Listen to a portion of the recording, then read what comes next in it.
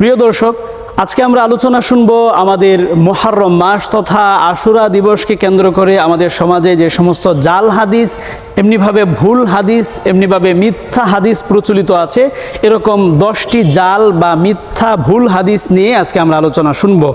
প্রিয় দর্শক, আমরা সবাই জানি যে মুহররম মাস এটা হচ্ছে রমজানের পরে সর্বোচ্চ এবং সবচেয়ে বেশি গুরুত্বপূর্ণ এবং ফজিলতপূর্ণ মাস, কিন্তু এই বলেই জাল হাদিস রেওয়ায়াত করা বা জাল হাদিস মুহররমকে কেন্দ্র করে তৈরি করা এটা কিন্তু একদম উচিত হবে না। কারণ সহিহ বুখারী, মুসলিম সহ হাদিসের প্রায় সকল কিতাবে একটা হাদিস বর্ণিত হয়েছে। বিশ্বনবী বলেছেন, মান কাযাবা আলাইয়া মুতাআম্মিদান ফালিয়াতাবাওয়া মাকআদাহু মিনান নার। কেউ যদি আমার নামে মিথ্যা কথা রচনা করে, আমার নামে মিথ্যা কথা বানিয়ে বলে, তাহলে সে যেন তার জায়গাটা জাহান্নামে করে নেয়। নাউযুবিল্লাহি মিন যালিক।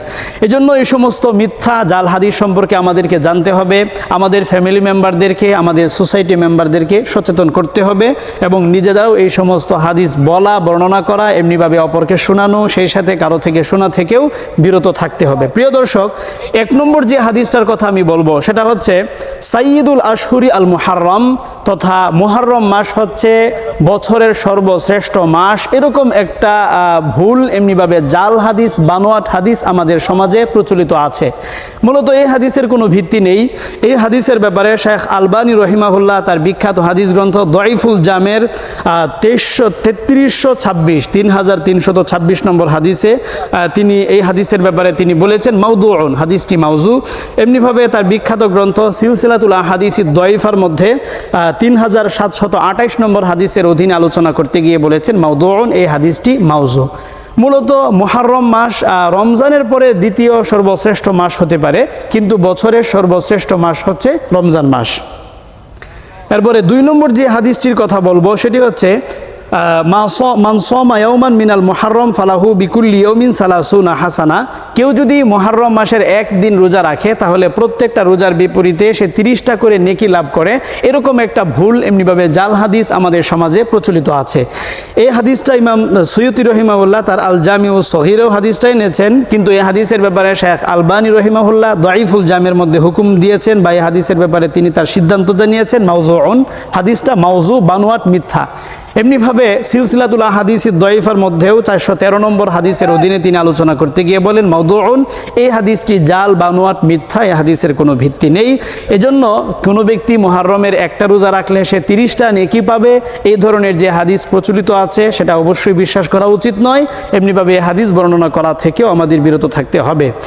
3 নম্বর যে হাদিসটার কথা আমি বলবো সেটা হচ্ছে মান ওয়াসা আলা ইয়ালিহি ফি ইয়াউমি আশুরা ওয়াসা আল্লাহু আলাইহি ফি সানাতিহি কুল্লিহা। যে কোনো ব্যক্তি যদি মুহররম মাস তথা আশুরা দিবসকে উপলক্ষ করে ভালো খাবার দাবারের আয়োজন করে, তাহলে সারা বছর সে সুখে শান্তিতে থাকতে পারবে। এরকম একটা জাল, মিথ্যা, বানোয়াট হাদিসও আমাদের সমাজে প্রচলিত আছে। এই হাদিসটি ইমাম সুয়ুতি রহিমাহুল্লাহ তার আল জামিউ সগীরে এনেছেন, হাদিস নম্বর 5365।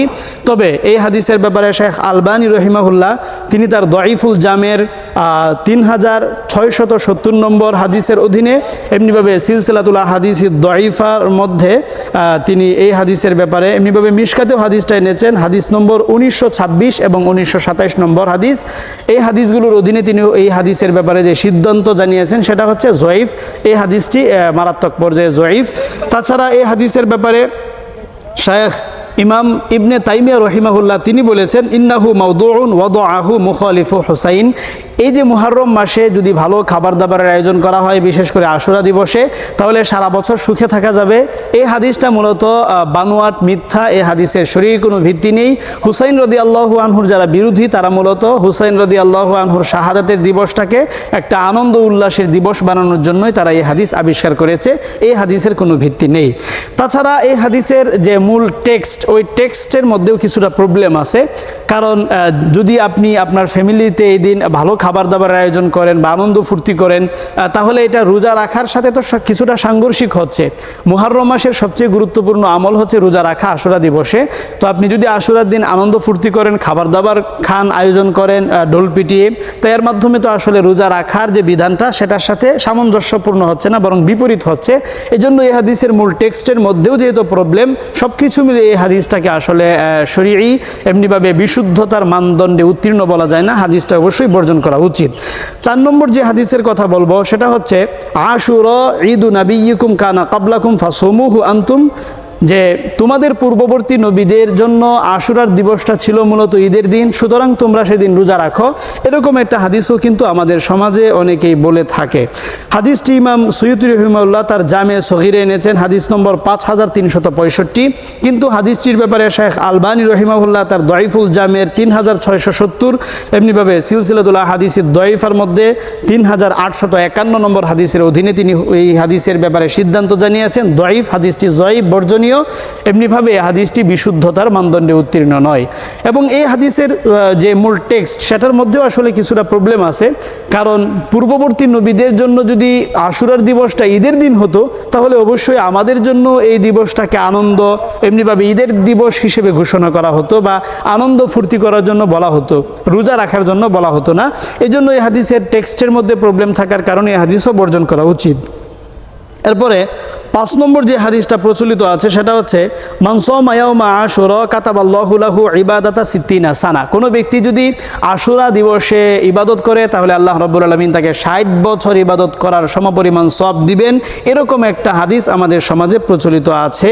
কিন্তু এই হাদিসের কোনো ভিত্তি নেই, শরীয়ী এমনিভাবে বিশুদ্ধতার মানদণ্ডে এই হাদিস উত্তীর্ণ নয়।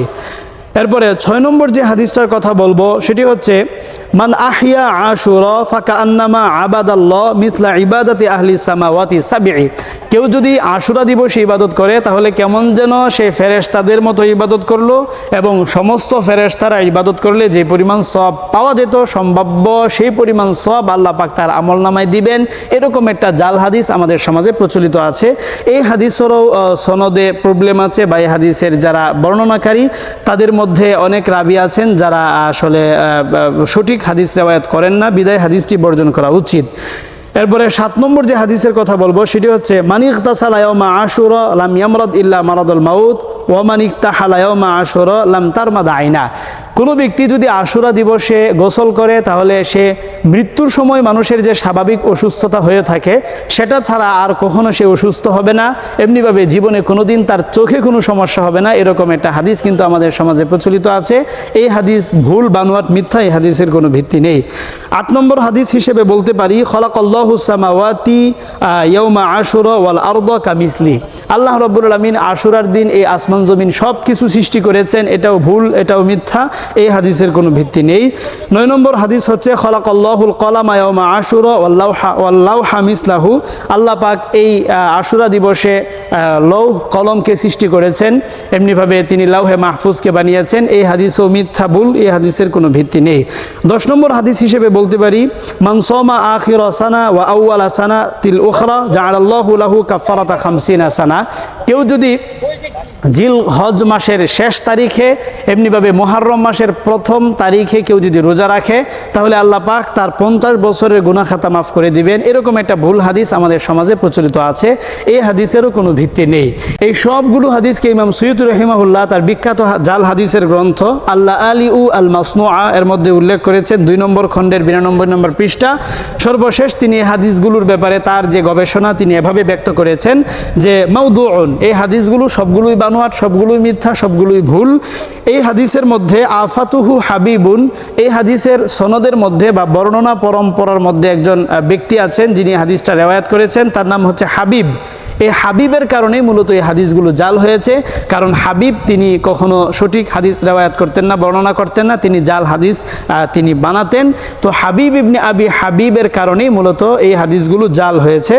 এরপরে তিনি বলেছেন ওয়ারিজালুহু সিকাতুন, যদিও সনদের অন্যান্য বর্ণনাকারীরা সবাই আসলে অত্যন্ত নির্ভরযোগ্য, কিন্তু ওয়াযাহির আন্না বা'দাল মুতাআখিরিন ওয়াদাআহু ওয়া রাক্কাবাহু আলা হাদাল ইসনাদ। কিন্তু এখান থেকে যে বিষয়টা বোঝা যায় যে পরবর্তীকালের কেউ এই হাদিসগুলো বানিয়েছে, যেমন হাবিব ইবনে আবি হাবিবের কথা আমরা আগেই বলে এসেছি, পরবর্তীতে এটার সাথে একটা সহি এমনিভাবে বিশুদ্ধ সনদ জুড়ে দিয়েছে, এভাবে মূলত এই হাদিসগুলোকে জাল করা হয়েছে। এজন্য এই হাদিসগুলো বর্ণনা করা থেকে আমরা বিরত থাকব, এই হাদিসগুলো বিশ্বাস করা থেকে আমরা দূরে থাকব। আল্লাহ রাব্বুল আলামিন আমাদেরকে তৌফিক দিন।